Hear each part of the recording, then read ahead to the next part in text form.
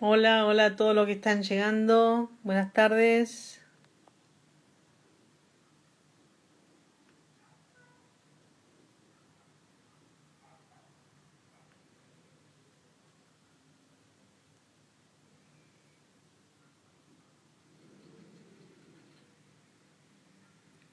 Hola, hola, gracias por estar.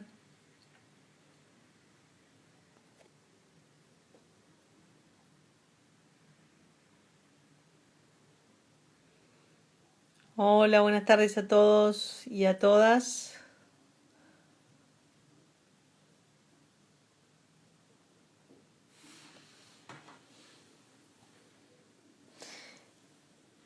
Ahí, ahí se conectó Santiago.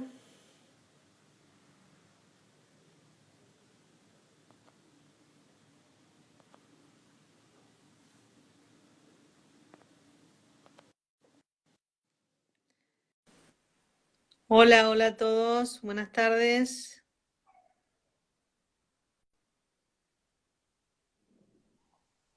Hola, Ahí está. Hola Santiago, ¿cómo estás? ¿qué tal? ¿Se ve bien ahí? Sí, sí, yo te veo bien, yo te veo bien, sí, sí, sí. Perfecto. Bueno, vamos a esperar que se conecte un poco más de gente y ya enseguida entramos a conversar sobre estos temas que quedamos en hablar hoy. Bueno, somos la Cátedra de Sí, Turismo Rural de la Facultad de Agronomía de la UBA, como sabrán los que nos están viendo en este momento. Y bueno, la idea es reflexionar sobre esos temas que nos preocupan ahora como docentes, como viajeros, como turistas. Y bueno, un poco la idea era agradecerte, Santiago, esta participación tuya acá como especialista en este tema, abogado y además docente de la cátedra. Así que, bueno, no sé, yo te diría que vayamos empezando. La idea era conversar un poquito qué pasa, ¿no? Luego de esta cuarentena, debido a la pandemia, con estos viajes que tienen que ser reprogramados, ¿no? ¿Qué pasa con esos contratos? sí, sí. Bueno, no, gracias a vos, Sandra, por la invitación también. Y bueno, sí, compartimos ahí la carrera de turismo rural, que como hablábamos también hace poco, es algo que me parece que va a cobrar una relevancia importante post pandemia, ¿no? Me Exacto. parece que sí, porque va a volver la actividad algún día y va a volver de a poco, sin duda, y va a volver de a poco y va a, a volver de otra manera, ¿no? Y va a volver con condiciones distintas, va a Seguro. volver con normativas modificadas, con resguardos, y me parece que en esa lógica que se está armando, el turismo rural puede tener un protagonismo muy importante, ¿no? Porque tiene que ver con el distanciamiento, tiene que ver con lugares al aire libre, ¿no? Tiene que ver con lugares donde no hay grandes urbes y no hay grandes características típicas de las grandes urbes cerca. Entonces me parece que es una etapa, o se viene, creo, una etapa interesante en ese sentido. Mira, en base a lo que preguntabas y comentabas inicialmente, hay, hubo como varias etapas, ¿no? Estuvo una etapa inicial en la que todavía no se sabía eh, cuánto iba a afectar la pandemia, cuánto iba a respetarse el aislamiento, a cuánto aislamiento iba a haber y a partir desde qué fecha, ¿no? Entonces, eran varias las preguntas que se hacían y pocas las respuestas, ¿no? Eh, y en la etapa inicial donde la Organización Mundial de la Salud no había declarado la emergencia sanitaria y la pandemia, los contratos se seguían ejecutando, se seguían celebrando contratos nuevos y se seguían ejecutando. Y el turista que no quería ir quedaba en falta, ¿no? Y esto se vio claramente con el tema cruceros, fundamentalmente, donde inevitablemente uno tiene el contrato turístico pagado en parte, pero celebrado con anterioridad, y el viaje se realiza en una semana, en 2 semanas, ¿no? Entonces empezó a suceder, sobre todo en los casos de cruceros, en donde los turistas veían que a los puertos a los que iban a ir no iban a estar cerrados, no iban a poder bajar, o que había ciertas restricciones sanitarias en los destinos en donde iban a ir, y las empresas le decían, bueno, pero mirá, acá no hay aislamiento, acá no hay, digamos, ninguna restricción, el contrato está vigente, si vos no querés viajar, bueno, si no querés viajar, ahí hay una falta por parte del turista y, bueno, no se te va a reintegrar el dinero. Esta fue como una primera etapa donde hubo mucha desprotección. Claro. Y después algunos países empezaron a tomar algunas medidas en donde se suspendían los viajes y se posponían, en algunos casos, por 12 meses, en otros casos por 18 meses, así Portugal, Italia, Francia, empezaron a tomar medidas mediante muchas veces leyes, como en el caso de Italia, o decretos, como luego fue también en Italia y en Francia, decretos presidenciales donde decían que los viajes estaban suspendidos y se tenían que posponer, ¿no? Se tenían que posponer. Y esto generó cierto malestar, pero dio claridad de alguna manera, porque el turista sabía que tenía abierto ese pasaje, el viajero tenía abierto esa posibilidad que había contratado y que había pagado, estaba abierto por 1 año, por 12 meses. Y después surgían las excepciones, como toda regla tiene excepción, y si de repente una persona dentro de 1 año no puede viajar, no porque no quiera, sino por cuestiones justificables, como pueden ser cuestiones de salud, o porque tenía que viajar por motivo laboral, ¿no? Y tenía que viajar porque, por ejemplo, tenía un congreso y ese congreso se suspendía, no tenía sentido tener abierto ese viaje durante 1 año, porque el objeto central de ese viaje se había caído. En esos casos, en aquellos países se llegan a acuerdos entre las empresas y los viajeros para que se le devuelva o la totalidad o un porcentaje menor que se queda a la empresa. Esto varía de acuerdo a cada caso y a cada país, pero muchos países, te diría más de 20 países, tomaron la decisión de que haya una regla, y esa regla era, se pospone todo, y muchos hasta lo ponen en sus considerandos, en los fundamentos de la norma, lo ponen y dicen, esto es para la sostenibilidad del sector, porque si todos los prestadores turísticos deberían devolverle la plata a todos los turistas, no sería materialmente posible. Colapsa el sistema ese.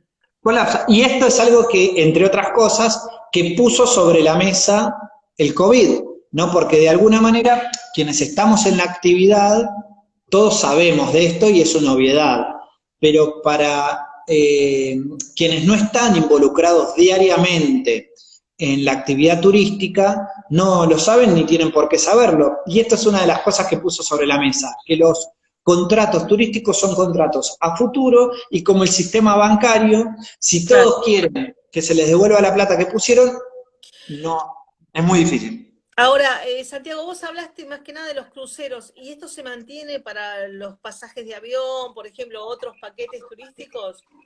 Sí, no, lo que pasó con los cruceros fue que al principio se puso de manifiesto esto rápidamente porque los cruceros tienen esta característica de ser contratos que se pagan con mucha anticipación y que tocan muchos destinos. Y como los destinos empezaban a tomar decisiones sanitarias y de restricciones de entrada al país, y se vio bien reflejado.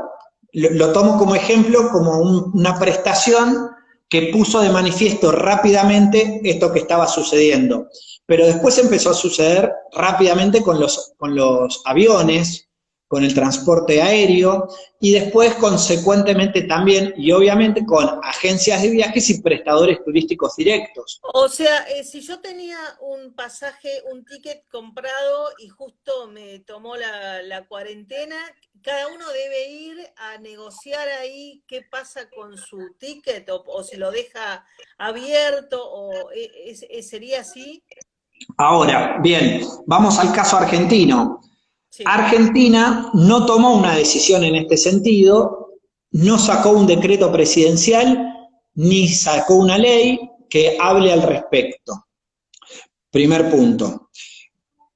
Un breve paréntesis. Desde que se decretó el aislamiento hasta el día de hoy, se sancionaron 67 normas, 67 normas que afectan de manera directa o indirecta a la actividad turística como consecuencia del COVID. 67, las tengo relevadas porque lo empecé a hacer este relevamiento apenas empezó todo esto y lo voy actualizando periódicamente. 67. Ahora, ninguna de las 67 habla de dos cosas que son muy importantes. Una, el tema de las devoluciones o cancelaciones, que es lo que acabas de comentar, sí. Y ninguna habla de la exhibición de impuestos y servicios a los prestadores turísticos.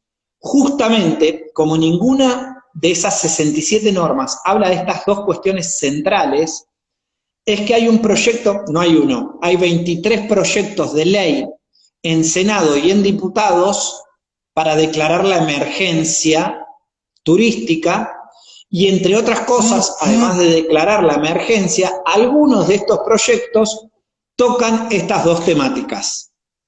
Entonces, por un lado, nuestro país no dictó ningún decreto al respecto, dictó un montón de normas que tienen que ver con un montón de cuestiones, ahora podemos mencionar algunas, pero ninguna de esas 67 normas tocó estas dos cuestiones centrales. Por eso hay más de 20 proyectos en el Congreso dando vueltas y que fueron uno de esos proyectos tuvo bastante ruido en los medios porque era, por un lado, el proyecto presentado por el Poder Ejecutivo y fue el único proyecto que se trató en la Comisión de Turismo. Al ser el único proyecto que se trató y venir del Poder Ejecutivo, tuvo una relevancia mediática importante y que toca estas dos cuestiones. Ahora parece que se está reformando ese proyecto y no sé hasta dónde va a seguir avanzando o no. En el mientras tanto, 4 meses después, seguimos sin tener una regla clara respecto a esta cuestión puntual en la Argentina. Entonces, ¿qué pasa? Cada empresa recibe reclamos de acuerdo al caudal que maneje, en mayor o menor medida. Y ahí hay tantas contestaciones y, digamos, salidas, te diría como viajeros o como turistas. Hay una cuestión clara, el otro día hablaba con un colega y me decía, claro, si esto empezó hace 4 meses, cada vez son menos los contratos pendientes de ejecución. Se van venciendo. Es cierto, porque ya se van cumpliendo las fechas y cada vez hay menos gente que contrató un viaje que se iba a ejecutar. Y me dijo, mira, dos cosas, ojo que vienen las vacaciones de invierno y hay mucha gente que tenía algo contratado y no, por un lado. Y por otro lado, que haya pasado la fecha que haya pasado la fecha del viaje, no quiere decir que la cuestión esté resuelta. Es decir, el índice de casos que se resolvieron es muy bajo, porque siguen muchos reclamos dando vuelta, que por un lado no pueden llegar a la justicia, o es muy difícil que lo hagan porque están interrumpidos los plazos judiciales, hay una feria judicial, entonces se busca arreglar en dos instancias, de manera privada o en la esfera, ahora surgió hace poco, en la esfera de defensa del consumidor, que habilitó mediante una resolución de hace un mes, habilitó la posibilidad de tener audiencias online, audiencias virtuales.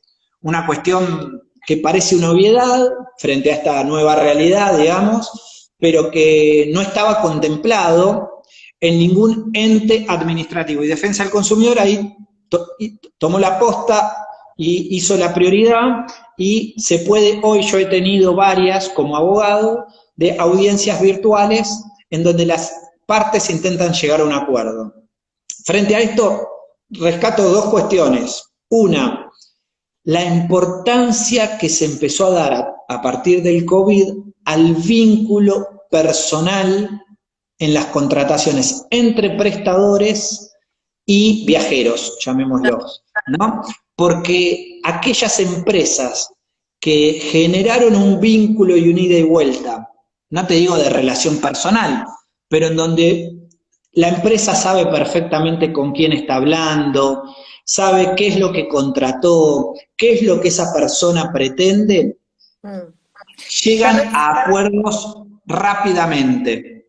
Ahora, cuando del otro lado hay una plataforma digital o hay una entidad en la que el viajero, el consumidor es un número y no una persona, y la posibilidad que el consumidor tiene es la de llenar un formulario online y no explicarle de verdad lo que le pasó y lo que quiere, es donde se generan cortocircuitos. Así que esta cuestión también puso sobre la mesa el COVID, el vínculo entre viajeros y prestadores. Entiendo que nos referimos básicamente, por ejemplo, si contrataste algo por Airbnb, que no sabés ni a quién, entonces también todas las ventajas que tiene, la rapidez, la agilidad y que lo haces de tu casa, en un momento así se te puede volver una desventaja, digamos, porque no Totalmente, totalmente. Mira, muchas.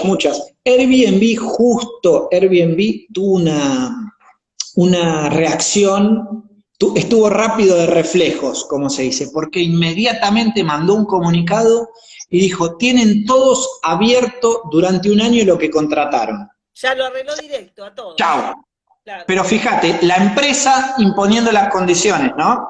No hay un estado en donde dice, acá lo que tiene que pasar es esto. La empresa dijo, pum, hago esto. Entonces el turista dice, bueno, ahora si no puedo, ahí sí hago otro contacto, pero la regla ya está dada. Cuando la regla no está dada, lo que pasa es una ensalada tremenda, que es lo que está pasando hace 4 meses con los contratos turísticos, ¿no? De todas maneras, perdón, te introduzco otra preguntita ahí. Todo lo que es, digamos, regulación de plataformas, eso era un pendiente también, ¿no es cierto? No, es como que tampoco estaba eso regulado. Mira, ahí en lo que hace a alojamientos hay como diferentes normas en diferentes provincias. Algunos buscan contemplar esta situación y otros ni siquiera lo mencionan. Lo cierto es que inclusive aquellas normas, como la de Ciudad de Buenos Aires, que contempla estas situaciones, no hay ahí un poder de policía instalado. Entonces quedan, ¿no?, las plataformas estas digitales, quedan como las empresas que dan fe que lo que se está ofreciendo ahí es algo que está bien, que no te va a incumplir. Cuando en realidad, si uno analiza un poco mejor, hay muchos casos que yo tengo contra las plataformas digitales porque cuando llegaron se encontraron con un alojamiento totalmente distinto. Al de la Y foto. a la foto, y cuando llegan, mandan un mail y ya no te contestan con la misma rapidez que antes. No sabes a quién reclamarle estando en el destino. No tenés un conserje que te recibe y al quien le podés decir, che, mira, la habitación no es como la que me dijiste. No tenés una persona física a quien le puedas expresar lo que te pasa, y es una dificultad. Mira, hay algunos antecedentes, de todas maneras, esto pasó, no me gusta dar nombres, ¿no? Pero con Despegar, me acuerdo en el año 2000, 2001 y 2005 también, Despegar, que operaba también a través de Internet, ¿no? Y que opera bastante a través de Internet, eh, al principio cuando había reclamos no daba mucha bola. Después de que tuvo varios fallos y decisiones administrativas adversas, empezó a ir a todas las audiencias, y no tengo los números porque no estoy en la empresa, pero estoy seguro que el nivel de acuerdos que tenía, al menos hasta antes de la pandemia, eran muy altos. Se inscribieron como agentes de viajes, iban a las audiencias y tenían un porcentaje de acuerdo muy alto, al menos hasta antes de la pandemia. Me parece que con estas plataformas digitales todavía no existen los antecedentes judiciales y administrativos que le hagan prestar la debida atención a estas empresas. Porque me ha tocado como abogado ir a audiencias contra Booking, por ejemplo, una SA de Argentina, y el argumento es, no, mira, nosotros somos Booking Argentina, pero lo que esta persona contrató no es con Booking Argentina, él contrató con la plataforma que está en tal país y que nosotros en realidad no tenemos nada que ver. Bueno, ahí hay que estar muy alertas y ver quién te cobró la tarjeta de crédito, ¿no?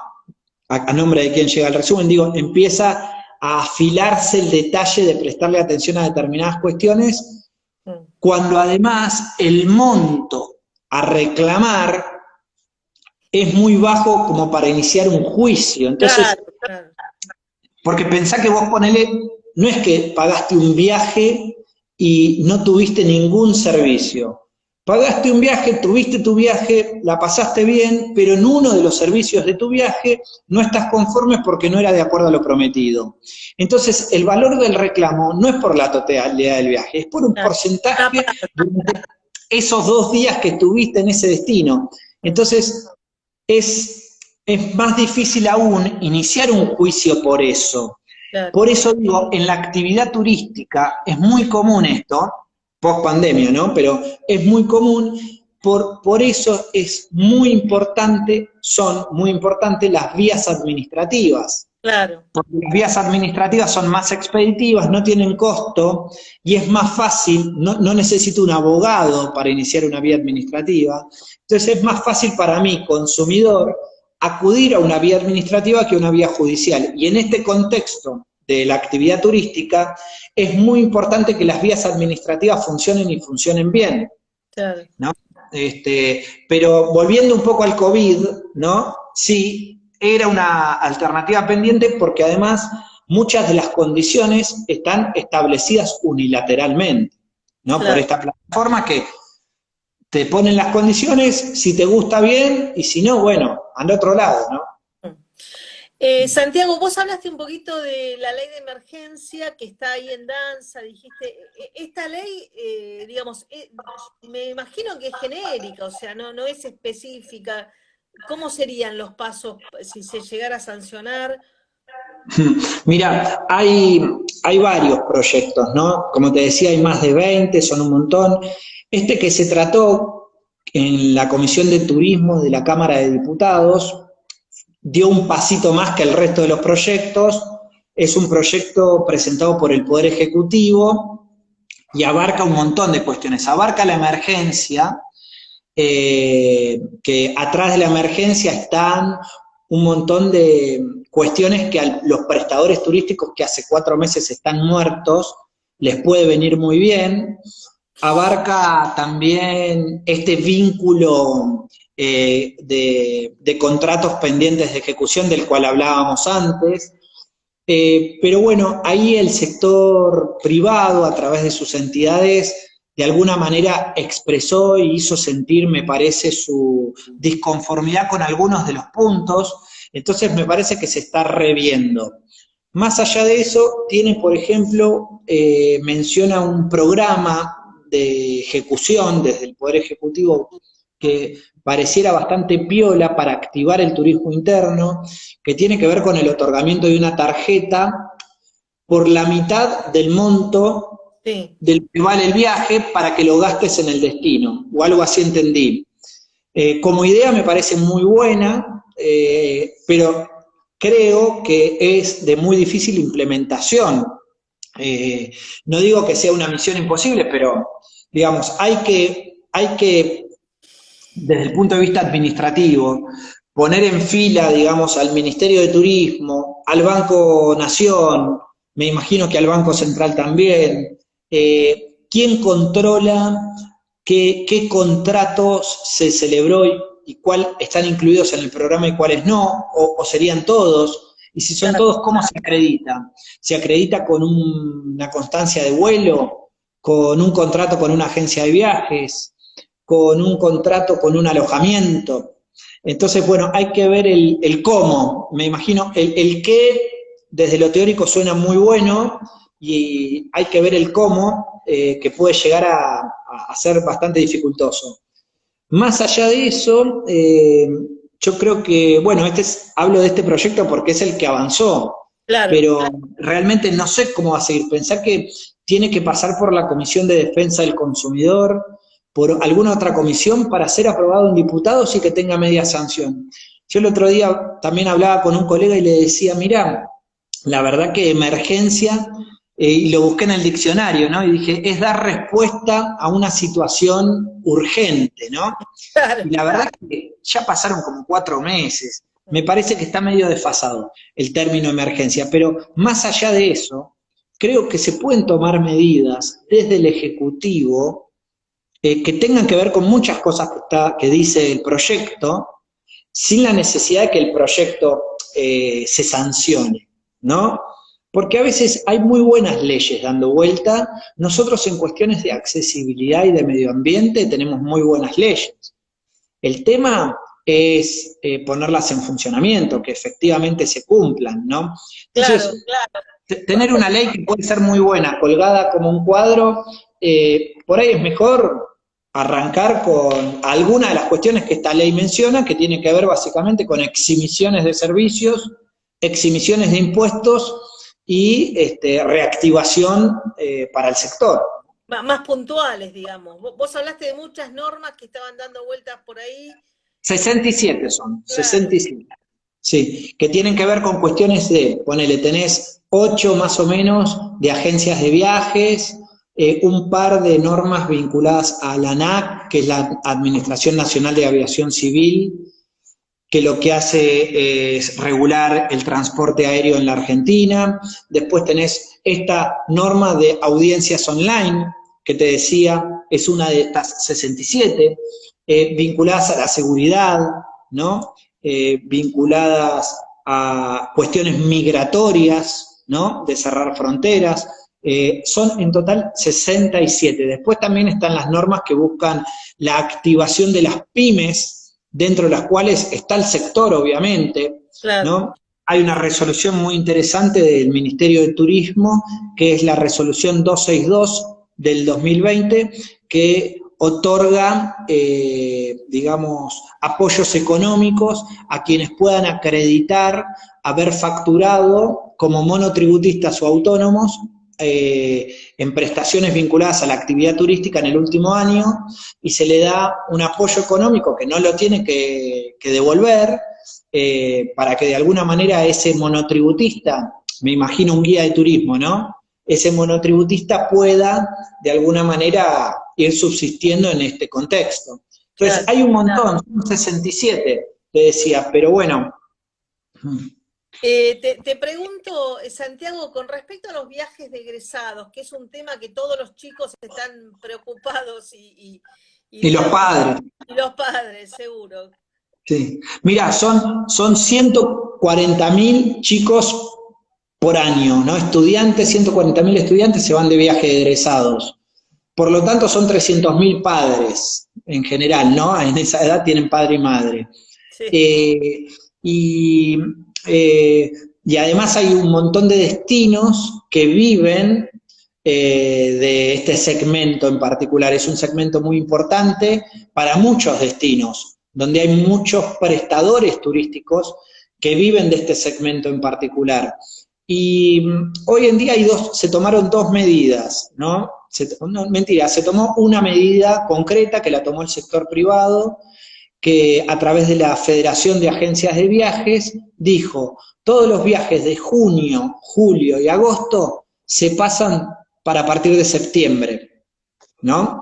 Entonces eso dio cierta tranquilidad a los agentes de viajes y a los turistas que tenían contratos pendientes que saben que se van a posponer. Y hoy en día están como entablando diálogo entre ambas partes para fijar esas nuevas fechas. Y la otra medida, que no fue una medida, pero fue declaraciones públicas de las dos máximas autoridades públicas en la materia, digo, turismo, porque el Ministerio de Turismo es la autoridad de aplicación de los viajes estudiantiles y regula a este segmento en particular, y por otro lado el ministro de Educación, porque de alguna manera están vinculados con la temática, dijeron ambos lo mismo, y eso también dio cierta tranquilidad, que dijeron, desde que vuelvan las clases, a los 10 o 15 días se van a poder empezar a hacer los viajes de egresados. Bueno, eso dio cierta tranquilidad en el sector, porque vieron que también el sector público estaba como bien predispuesto para la cuestión y le estaba prestando atención. Claro. Entonces, ahí hubo como esta declaración pública y esta decisión del sector que más o menos acomodaron por estos meses esta temática. Esta temática que puede generar bastante ruido, ¿no? Porque hay un montón de cuestiones más allá del viaje en sí, ¿no? Que tienen que ver con cuestiones, no sé, sociales, culturales, por las que están muchos chicos de los viajes de egresados. Pero hay que acordarse también que el turismo estudiantil son viajes de egresados y también son los viajes de estudio de las escuelas primarias y secundarias, que tienen determinados viajes dentro de sus currículas educativas. Eso le puede afectar más al establecimiento educativo, y el viaje de egresado le afecta más al estudiante, ¿no? Que tiene ahí una ilusión, o que en realidad, más allá de la ilusión, también en muchos casos ya lo tiene pago, ¿no? Sí, además es como el cierre de una etapa, ¿no? Es como que también es importante para ir como ir internalizando que empezás otra etapa. Sí. Bueno, de todas maneras nosotros pensamos que esta mala época que nos toca vivir es una oportunidad para el turismo rural, como vos lo mencionaste, para el turismo de cercanías. Y también a mí me gusta señalar la oportunidad para los técnicos, ¿no es cierto? Porque la implementación de los protocolos, la puesta en práctica de todas las medidas de seguridad, de calidad, ahí la presencia de los técnicos se vuelve muy, muy clave, ¿no? Sí, mira, yo creo que, bueno, en toda crisis hay una oportunidad, ¿no? Y me parece que yo hablaba el otro día con una persona que tiene muchos años en la actividad turística, y me decía, mirá, cuando arranque esto, arrancamos todos de cero, me decía, ¿no? Y yo por adentro pensaba, esto es una oportunidad para los estudiantes, claro, ¿no? Porque la verdad es que está bien, quien tiene en la actividad muchos años, tiene sus contactos, tiene su experiencia, pero la verdad es que va a tener que arrancar casi que de cero a reconstruirse. claro. Y quien se inicia reconstruyendo de cero y quien arranca de cero, no te digo que están igual, pero pero en ese sentido va a emparejar mucho las cosas, ¿no? Y me parece que el día de mañana, en definitiva, va a haber muchas pymes, muchos emprendedores, como hoy los hay en la actividad, que van a arrancar medio de cero, y en ese sentido los jóvenes profesionales, llamémoslos, tienen una importante oportunidad, ¿no? Seguro. Como para ahí y empezar a ver, además, pensar que quien viene en la actividad hace muchos años también está muy limitado con lo que viene haciendo hace muchos años. Entonces, cuando quiere volver a hacer lo que ya venía haciendo. Y no le va a funcionar.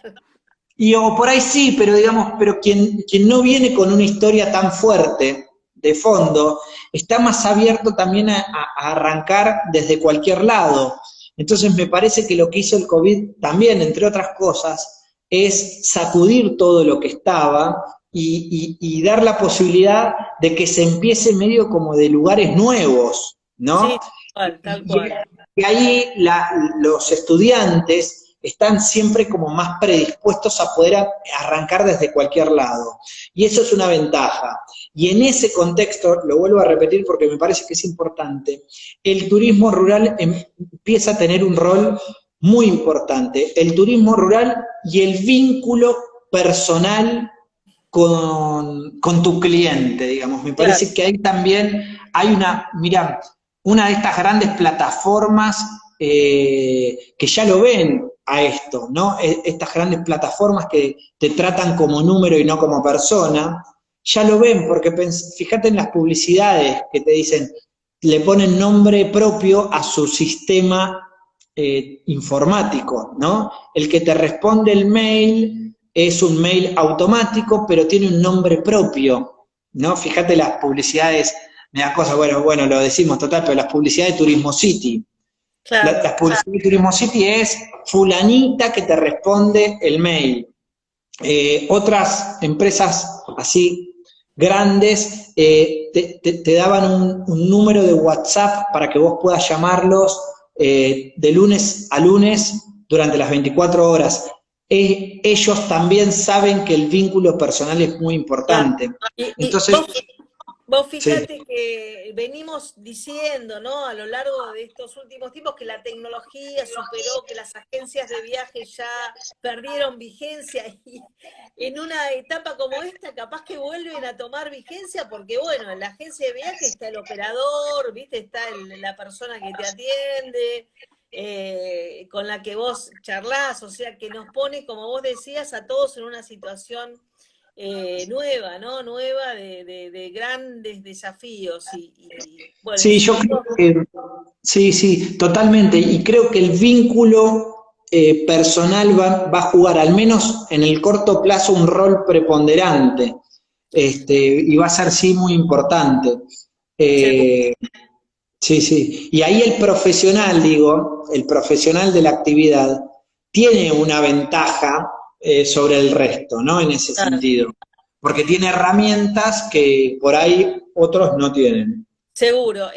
Aprovechamos para avisar que el CBC ya abrió su inscripción, que próximamente va a abrir la inscripción nuestra de turismo rural de la Tecnicatura en la FAUBA.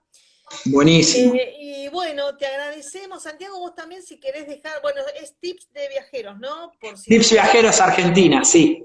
eso, por si te Sí. quieren consultar o Sí, también nos pueden enviar las consultas a nosotros por Instagram, por donde estamos transmitiendo, o por Facebook, Turismo Rural FAUBA.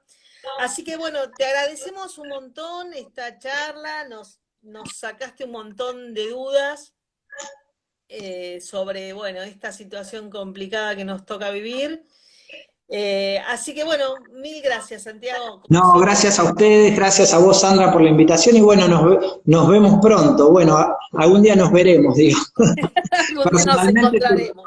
sí, ya nos Feliz, volveremos a encontrar. feliz Dale. Día del Amigo para todos también. Gracias, sí, igualmente para todos. Chau, chau. Chao, chao. Chao.